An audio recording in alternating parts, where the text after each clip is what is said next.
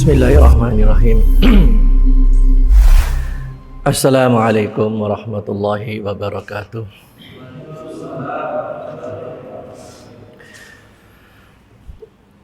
Innal hamdalillahi nahmaduhu wa nasta'inuhu wa nastaghfiruh wa na'udzu billahi min syururi anfusina wa min sayyiati a'malina. May yahdihillahu fala mudilla lahu wa man yudlil fala hadiya lahu.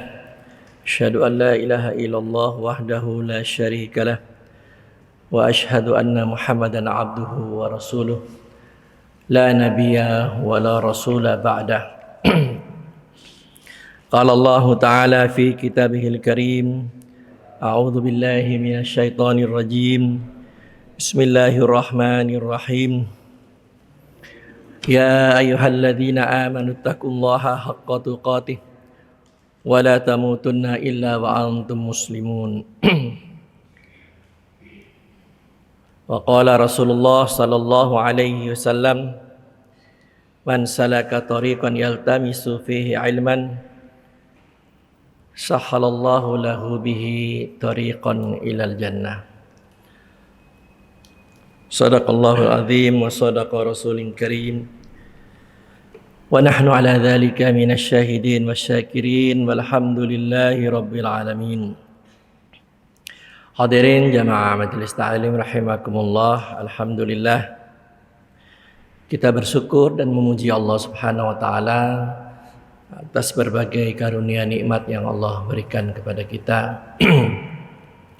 Semoga nikmat-nikmat yang Allah berikan kepada kita mampu untuk mensyukuri nikmat-nikmat tersebut, yaitu kita berusaha untuk mentaati Allah Subhanahu wa taala yang telah memberikan nikmat kepada kita.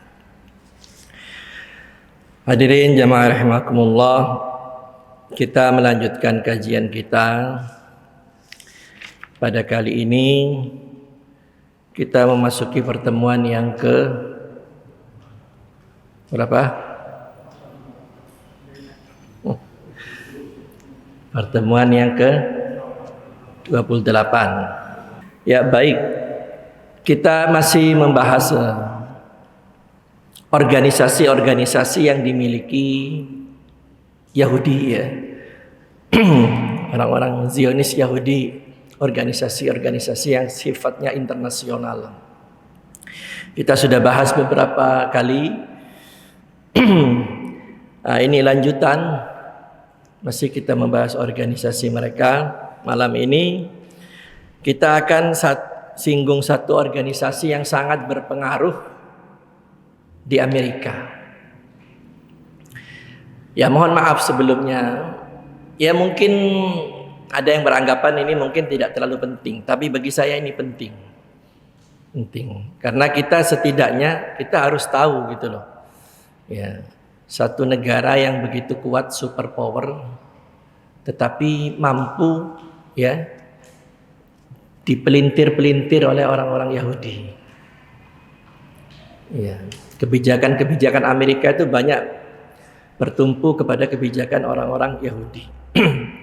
Nah, salah satu organisasi yang cukup berpengaruh milik orang-orang Yahudi di Amerika itu ada organisasi yang disebut AIPAC.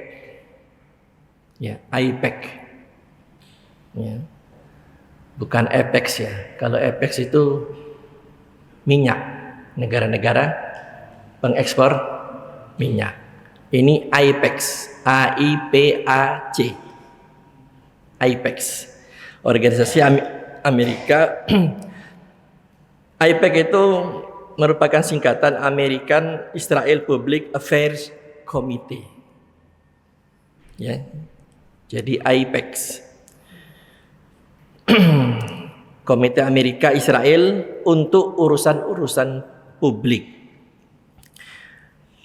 Tujuan didirikan daripada organisasi AIPAC ini adalah mewujudkan dukungan Amerika Serikat ya, terhadap eksistensi Zionisme internasional yang ada di Palestina. Nah, jadi tujuan dibentuk organisasi ini adalah untuk mewujudkan dukungan Amerika terhadap eksistensi Zionis yang ada di Palestina. Dan untuk menghimpun kekuatan internasional untuk menentang setiap keputusan yang lebih memihak kepentingan Arab dan Palestina. Nah, coba. Jadi AIPAC ini dibentuk untuk memastikan bahwa Amerika memberikan dukungan atas eksistensi atau keberadaan Zionis Israel di Palestina. Baik dukungan itu secara moral ataupun material. Ya. Kemudian yang kedua, untuk memastikan mendapat dukungan internasional. Ya. Yang nanti diharapkan negara-negara itu akan menjadi negara-negara yang berdiri di belakang Israel untuk menentang segala keputusan yang menguntungkan dunia Arab dan Palestina.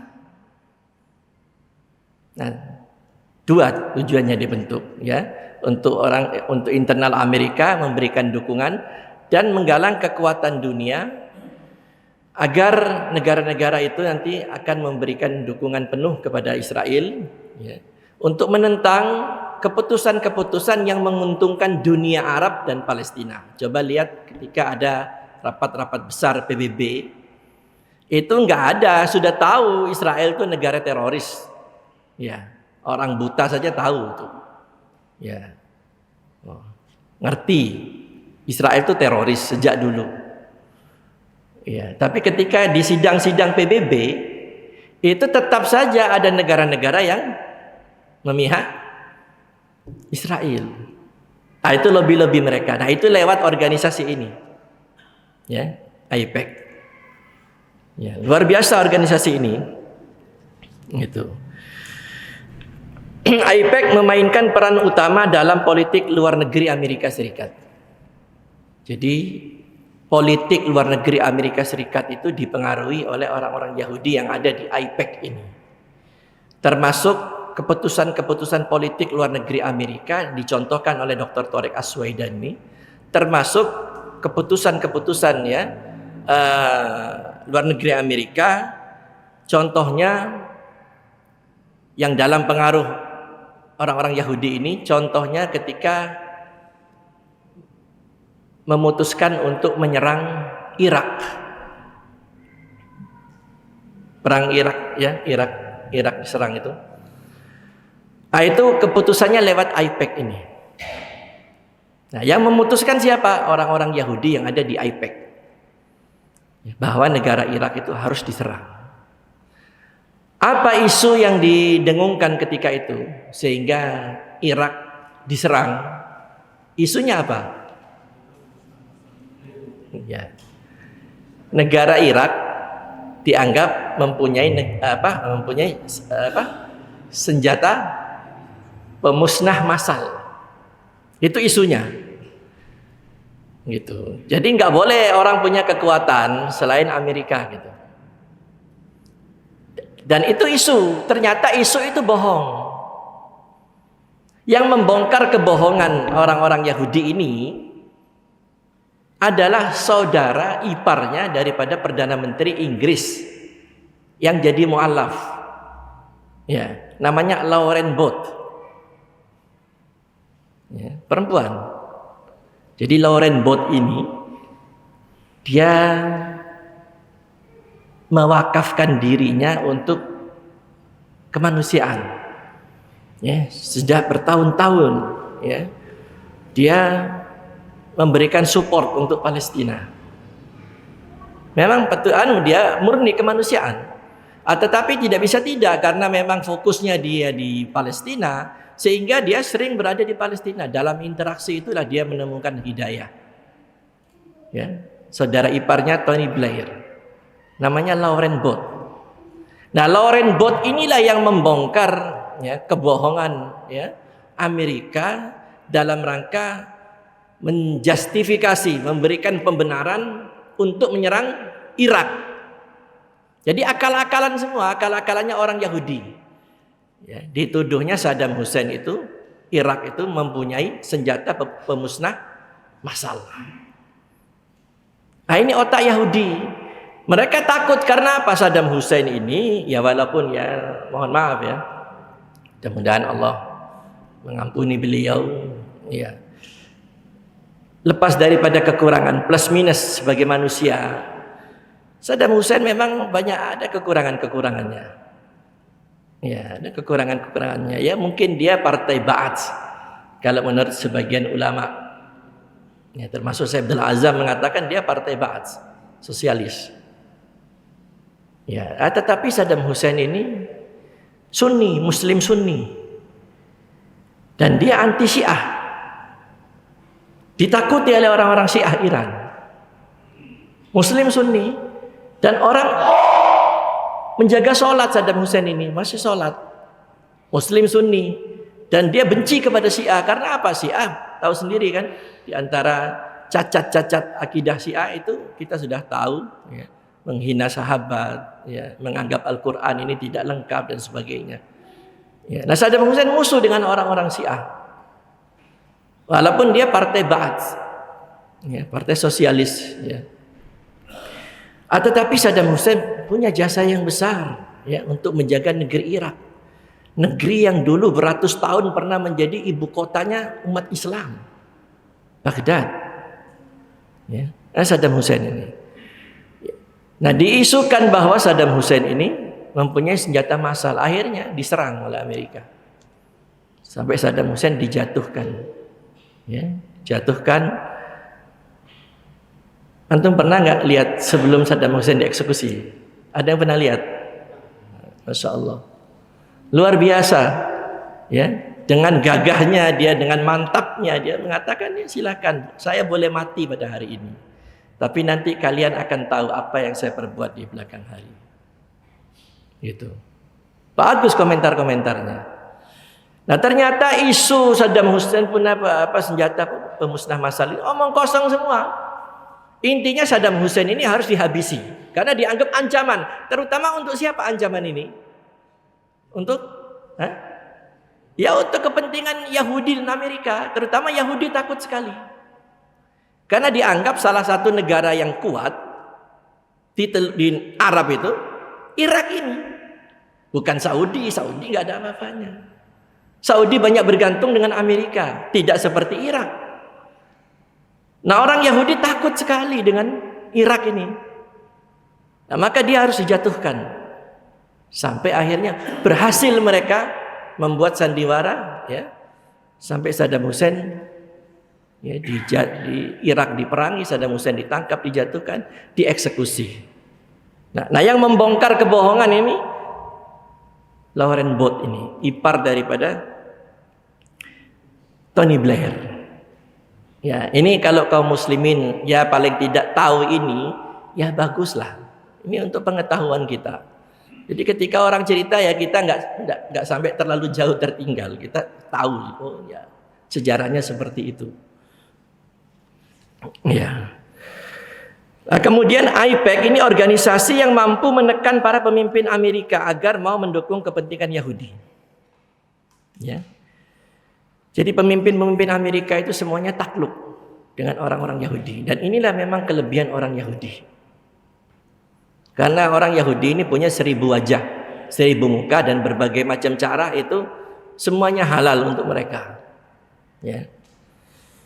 Jadi AIPAC satu organisasi yang mampu menekan para pemimpin Amerika agar mau mendukung kepentingan Yahudi. Setiap kandidat presiden Amerika Serikat tidak akan memenangkan pemilu tanpa dukungan dari AIPAC.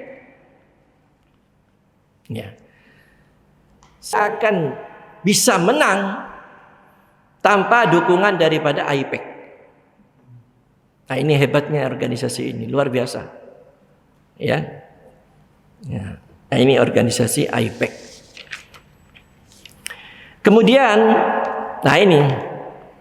Nah, cara-cara ini sekarang banyak dipakai oleh pemimpin-pemimpin di dunia ini. Nah, dalam rangka mensukseskan program-program organisasinya, ya, dalam rangka memenuhi, ya, capaian-capaian yang diinginkan oleh orang-orang Yahudi, AIPAC ini menekan para pejabat-pejabat atau diplomat-diplomat Amerika dengan berbagai macam cara. Jadi untuk mensukseskan, ya, keinginannya orang-orang Yahudi ini, dia tekan para pejabat, ya, diplomat-diplomat Amerika dengan berbagai macam cara, dengan sogokan, dengan ancaman, Ya, termasuk ya, dengan pengungkapan skandal. Ini Yahudi ini. Jadi pejabat Amerika itu nggak berkutik. Saya lupa tempo hari ada satu pejabat yang dibongkar skandalnya, skandal perempuan. Sehingga nggak berani. Ini di Amerika ini. Pengikutnya ya cukup banyak. Tapi hebatnya orang Yahudi, dia punya senjata. Nggak mampu dengan sogo, nggak mampu dengan bujukan, dibuka skandalnya. Ini cara mereka. Nah, ada nggak cara sekarang begitu di dunia ini? Ya, jadi orang akhirnya nggak berani, mau nggak mau dia harus ikut. Kalau nggak dibuka, ya, skandalnya dibuka. Ya, entah skandal perempuan kah, skandal macam-macam lah. Ya. Nah, kemudian AIPAC ini adalah organisasi Zionis yang secara pendanaan itu sangat kuat. Ya, fulusnya kuat. Karena memang Yahudi di mana-mana itu menguasai sumber dana. Ya, karena di belakang mereka itu ada satu dinasti keturunan Yahudi yang menguasai keuangan dunia, namanya Rothschild. Ya. Jadi keturunannya Rothschild ini menguasai bank-bank dunia itu di tangan mereka. Dananya kuat sekali. Nah, inilah organisasi AIPAC. Organisasi ini dianggap organisasi yang sangat solid, kuat, dan dia lebih terbuka dari Freemasonry. Kalau Freemasonry itu memang induknya, tapi lebih banyak tertutup. Ya, lebih banyak tertutup. Bedanya dengan AIPAC, AIPAC ini nuansanya politik. Kalau Freemasonry itu nuansanya pakai nuansa agamis. Gitu. Nah, kemudian kita akan memasuki pembahasan tentang tokoh-tokoh. Jadi Dr. Tariq Aswaidan itu dalam buku itu merinci tokoh-tokoh Yahudi, dari tokoh politik, tokoh militer, ya, tokoh sains, ya, ilmu pengetahuan, tokoh-tokoh ekonomi, sampai dirinci artis-artis, ya, bintang-bintang film yang berdarah Yahudi itu semua ada. Ya. Nah, di sini saya akan sampaikan paling tidak ini dari tokoh-tokoh militer atau politik, militer dan politik Yahudi, ya. Saya ambil 3 saja. Ini penting kita tahu. Ada satu tokoh Yahudi yang namanya David Ben Gurion. Pernah dengar? David Ben Gurion.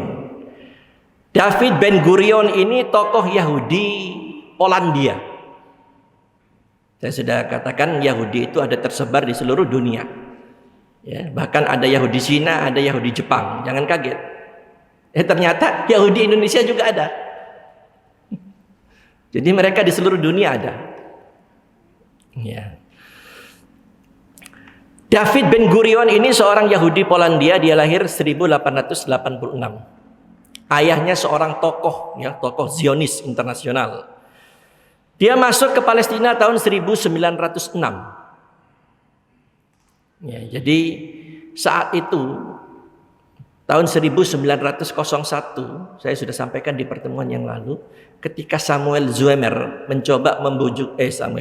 Theodor Herzl, ketika Theodor Herzl membujuk Sultan Abdul Hamid II dan ditolak, ya, untuk menguasai, membeli sejengkal tanah Palestina, orang Yahudi tidak berhenti. Orang Yahudi sedikit demi sedikit memasukkan orang-orangnya ke Palestina.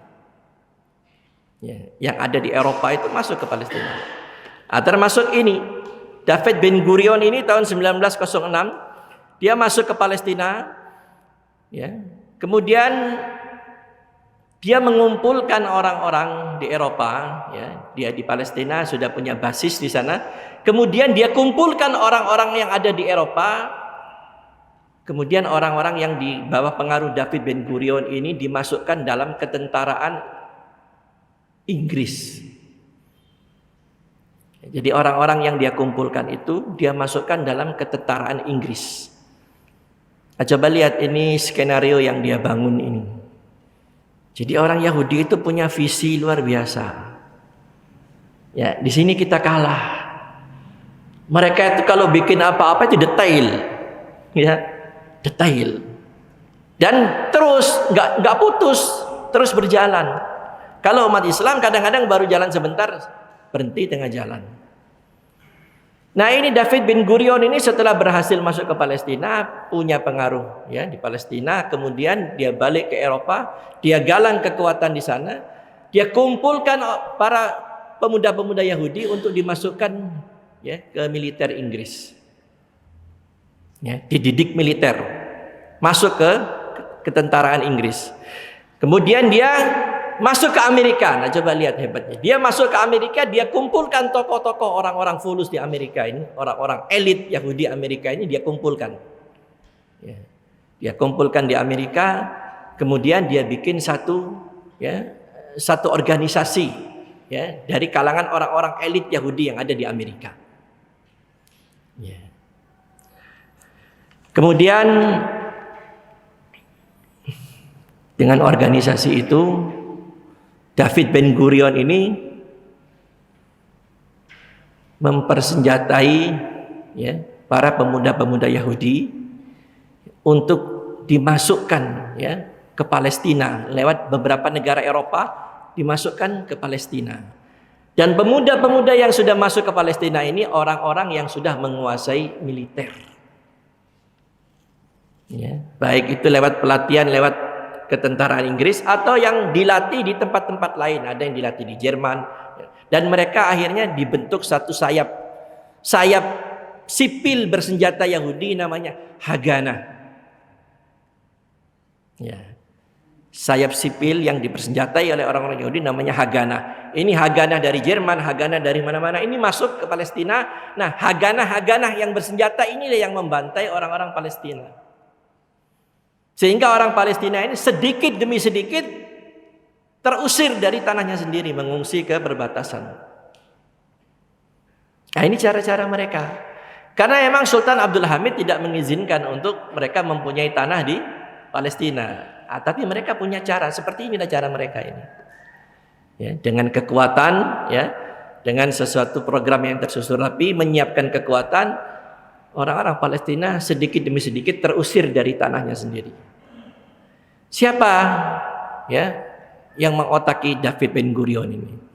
Dilatihnya pemuda-pemuda Yahudi ya, dengan militer, kemudian dimasukkan ke Palestina. Nah, mereka inilah yang mengadakan pembantaian ya, bahkan kata Dr. Thariq Aswaidan, mereka ini membantai, bukan hanya membantai, memperkosa orang-orang Palestina. Sehingga orang-orang Palestina saat itu tidak ada pilihan lain. Mereka keluar meninggalkan tanah-tanah mereka. Dan ini berlangsung sejak awal abad 19, terus berlangsung berpuluh tahun, sampai akhirnya jumlah mereka makin kuat, makin banyak. Kemudian tanggal 14 Mei 1948 mendapat dukungan dari Inggris. David bin Gurion ini memproklamirkan berdirinya negara Israel Raya. Ya. 14 Mei 1948 ya, diproklamirkan berdirinya negara Israel Raya di tanah rampasan milik orang-orang Palestina. Sehari setelah itu terjadilah pengusiran besar-besaran. Tanggal 15-nya orang-orang Palestina, tua, muda, laki, perempuan, anak-anak, bayi, semuanya angkat kaki diusir oleh orang-orang Yahudi. Nah hari itu dikenal oleh orang-orang Palestina Yaumun Nakbah, ya, hari bencana, ya, hari bencana bagi orang Palestina. Itu setiap tanggal 15 Mei itu sampai sekarang diperingati Yaumun Nakbah. Nah itu kerjanya David bin Gurion. Nah ini kalau kita ingin tahu sejarah Yahudi, setidaknya kita harus tahu ini tokoh ini. Karena dialah orang yang pertama kali ya memproklamirkan berdirinya negara Israel Raya, David Ben Gurion. Kemudian karena jasa-jasanya David Ben Gurion ini, dia meninggal tahun 1973 ya di Israel. Karena jasa-jasanya, nama David Ben Gurion ini dijadikan nama bandara internasional Israel sampai sekarang, David Ben Gurion. Nah, begitu. Ini tokoh pertama. Kemudian ada tokoh juga yang namanya Golda Meir. Pernah dengar? Golda Meir? Golda Meir ini bapak atau ibu? Golda Meir ini nyonya Golda Meir.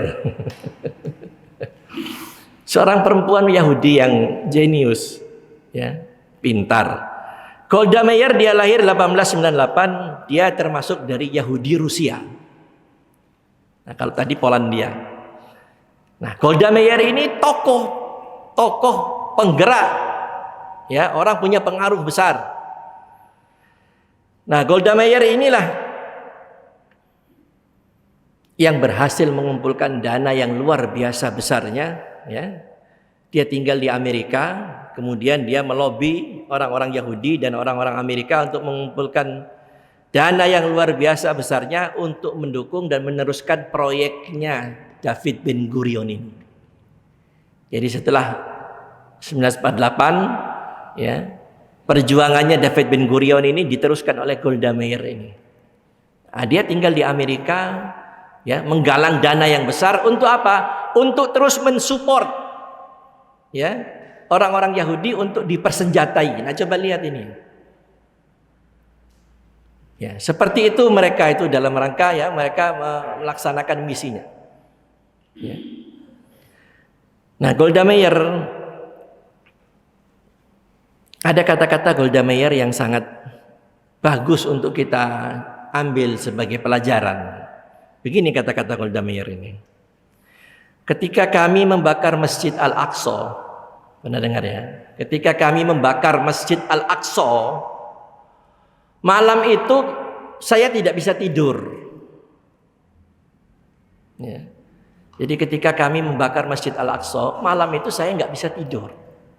Saya bayangkan orang Arab itu akan datang dari berbagai penjuru, masuk ke Palestina ini, akan menghajar kita, akan menyerang kita. Jadi dia dihantui oleh perasaan, dia bayangkan ini orang-orang Arab akan berbatasan langsung itu dengan, ya, dengan Mesir, dengan Yordania, ya, dengan Suria. Dia bayangkan orang-orang Arab itu akan masuk ke Palestina. Tetapi sampai besok paginya dia bangun tidur, ternyata aman-aman saja, kata Golda Meir. Dan lebih daripada itu, setelah itu kami bisa melakukan apa saja yang kami mau lakukan. Ternyata kami sedang berhadapan dengan satu kaum yang sedang tidur, kata Golda Meir ini. Jadi dia bayangkan ketika orang Yahudi membakar Al-Aqsa, dia bayangkan akan datang tentara Arab ini dari berbagai penjuru untuk menyerang mereka. Ternyata nggak ada. Bahkan setelah itu mereka bisa berbuat apa saja. Nah, kata-kata yang sangat ironi bagi kita ini, ternyata kata Golda Meir, kami sedang berhadapan dengan satu kaum yang sedang tidur. Ya, dianggap orang Islam ini tidur semua. Ya, saudaranya dibantai, disembelih. Tapi tidak ada keinginan, tidak ada ghirah, ya, untuk membela saudaranya, nggak ada. Nah, coba ini kata-kata sangat dalam, ya. Padahal, masya Allah, yang dibantai oleh mereka itu ribuan, bahkan mungkin puluhan ribu, ya. Ada satu hadis Rasulullah SAW, la zawalud dunya ahwanu indallah min qatli rajulil muslim. Imam Tirmizi meriwayatkan, disahihkan oleh Albani. Kata Rasulullah, la zawalud dunya ahwanu indallah min qatli muslim. hancurnya dunia ini, lenyapnya dunia ini lebih ringan dalam pandangan Allah daripada terbunuhnya seorang muslim. Coba bayangkan, hancurnya dunia ini, kata Rasulullah, itu lebih ringan daripada terbunuhnya seorang muslim.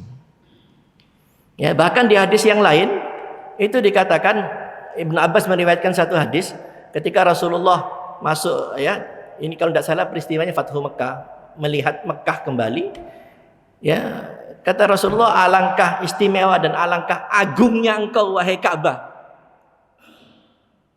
Ya. Tapi kata Rasulullah, sesungguhnya kehormatanmu itu tidak sebanding dengan kehormatan seorang muslim. Ya. Kehormatannya Ka'bah untuk dihormati itu tidak sebanding, kata Rasulullah, dengan kehormatannya seorang muslim. Nah, yang dibantai oleh mereka ini sejak tahun berapa itu? Puluhan ribu, bahkan mungkin jutaan. Apa yang dilakukan oleh orang-orang Arab? Gak ada. Gak ada. Ya. Mereka gak melakukan apa-apa. Ya. Pernah mereka melakukan perang beberapa kali.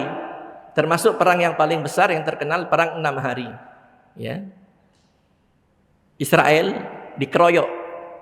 Ya. Lawan Mesir, lawan Yordania, lawan Suriah. Kalah. Ya. Pasukan-pasukan Arab yang bersekutu ini kalah melawan Israel. Dan itu perang itu bukan untuk membela darahnya umat Islam, bukan. Perang apa itu? Perang untuk menjaga wilayah, batas wilayah negaranya. Bukan untuk membela nyawa saudaranya, bukan. Ya, untuk menjaga batas-batas negaranya, yang akhirnya Sinai di Mesir separuh wilayahnya dicaplok Israel. Dataran tinggi Golan diambil oleh Israel. Ya. Beberapa perbatasan-perbatasan itu dimasukkan ke wilayah Israel karena mereka kalah.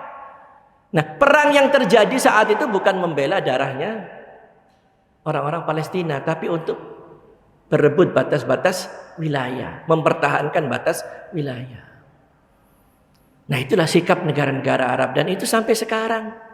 Ya, sikap mereka itu bungkam. Ya, antum pasti tahulah, ya, video-video yang beredar. Mereka sudah berteriak, sudah berkali-kali menyebut, mana kalian hai orang-orang Arab? Ya, mana kalian?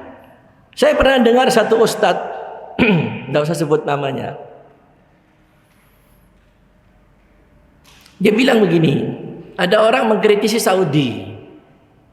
Iya, kenapa Saudi tidak mau mengirimkan pasukan? Banyak pertimbangan katanya. Pertimbangannya banyak. Terutama pertimbangan yang paling besar, ya karena ada Mekah dan Madinah. Kalau sampai terjadi perang, mereka akan menyerang Mekah dan Madinah, habis umat Islam tidak bisa melaksanakan kewajibannya. Nah, lantas bagaimana dengan hadis ini tadi? La zawarud dunya ahwanu indallah min qatl muslimin al-wahid. Ya. Hilangnya dunia itu lebih ringan dalam pandangan Allah daripada terbunuhnya seorang muslim. Ya, di hadis yang lain itu saya pernah dapatkan hadisnya itu. Seandainya bangunan Ka'bah ini jatuh batu demi batu, runtuh batu demi batu, itu masih lebih ringan daripada hilangnya nyawa seorang muslim. Coba. Nah, seperti itu.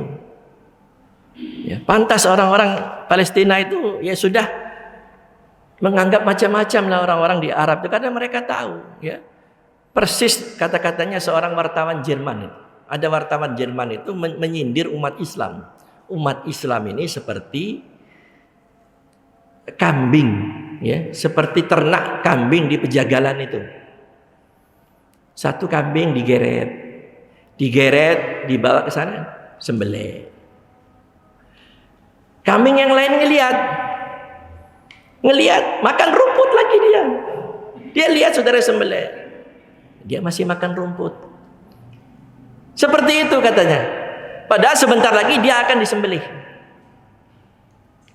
Na'udzubillah min dzalik. Ya. Nah, kemudian sedikit lagi ya.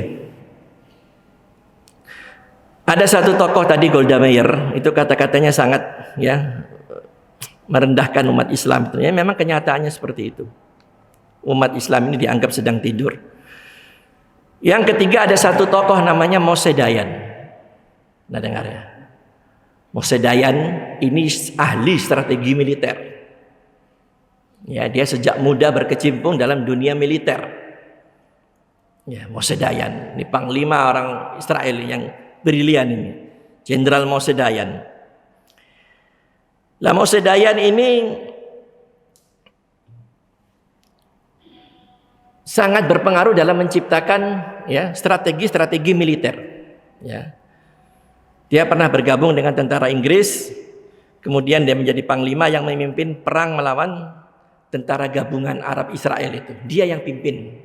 Sehingga Israel menang, kalah 3 negeri Arab itu kalah. Saat itu panglimanya Moshe Dayan ini. Ya. Orangnya buta. Karena matanya ini terkena serpihan bom. Ketika dia masih muda, ya, di camp militer terkena serpihan bom. Sehingga Moshe Dayan itu dia pakai apa? Penutup hitam itu yang dianukan di belakang. Moshe Dayan. Nah, yang menarik dari Moshe Dayan ini, ketika salah satu stafnya mengatakan, "Jenderal, dokumen kita ada yang tercecer, hilang. Ini membahayakan kita." Tapi kata Moshe Dayan, "Tidak usah khawatir kamu. Kamu tidak usah khawatir. Kita akan aman-aman saja." Karena apa? Umat Islam itu nggak suka baca. Tidak akan ada pengaruhnya untuk umat Islam itu nggak suka baca. Nggak usah takut kamu. Coba ini komentar ya orang-orang kafir seperti ini. Dianggapnya kita ini tidur umat Islam. Dianggapnya kita ini malas baca. Ya kenyataan seperti itu. Ya. Nah itu Moshe Dayan. Sudah Isa. Terakhir ini intermezzo di luar materi. Moshe Dayan ini ada dulu kabarnya ketika terjadi perang ya Yahudi dengan orang-orang Islam dengan negeri Arab itu, lantaran Moshe Dayan itu tersinggung. Kenapa dia tersinggung? Karena tokoh-tokoh Islam ketika itu ya orang-orang Palestina minta untuk berunding 4 mata. Sementara matanya Moshe Dayan tinggal 3. Karena itu Moshe Dayan marah sampai terjadi perang. Tapi itu tidak benar. Ya.